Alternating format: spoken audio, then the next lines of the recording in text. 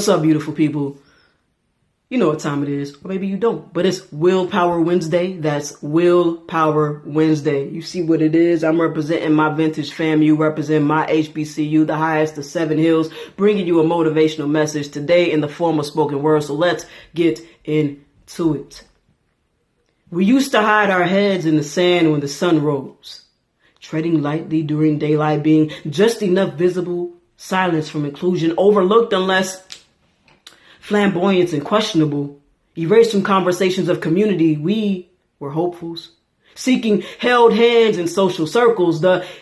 He funny, but he cool, dawg. The stud proving unconcerned with turning out your girl. The queen who was your good Judy, giving you the tea in private, but never royal enough to have coffee with you in public. The assumed butch you insisted on misgendering. The trans woman you punked to death. And we showed you we were safe, hoping to be seen as normal. We kept private lives behind curtains and censored pronouns with ambiguity when discussing our love interest near you. We self-inflicted disdain. We good enough to beat your face. You knew us. You ignored us. You taunted us, targeted us as you often still do. Don't you remember? You fagged us. You dyked us. You sissied us. You traded us. You arrested us for loving while we rallied for all of our living. You bullied. You beat. You murdered. You caused someone's family to bury many of us, and you still do.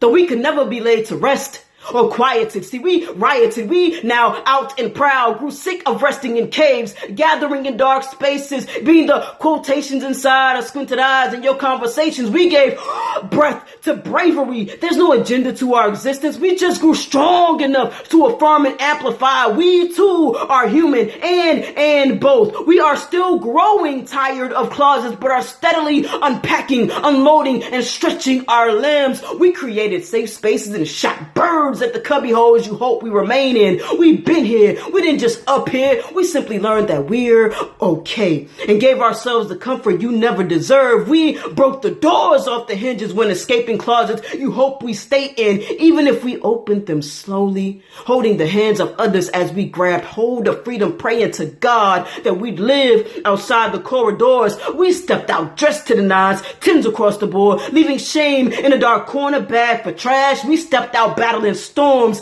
seeing silver linings and rainbows, claiming what we've been denied. We stonewalled, we mobilized movements, we draped and armed in pride.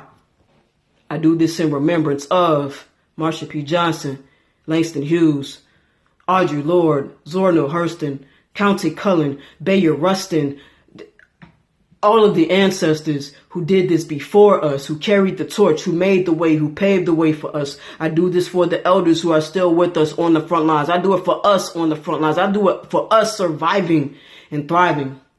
That's wardrobe. And I hope you guys, I hope you hold on to that today. If you need a moment to just be reassured, you're here, you're alive. That's for my family. Peace, y'all.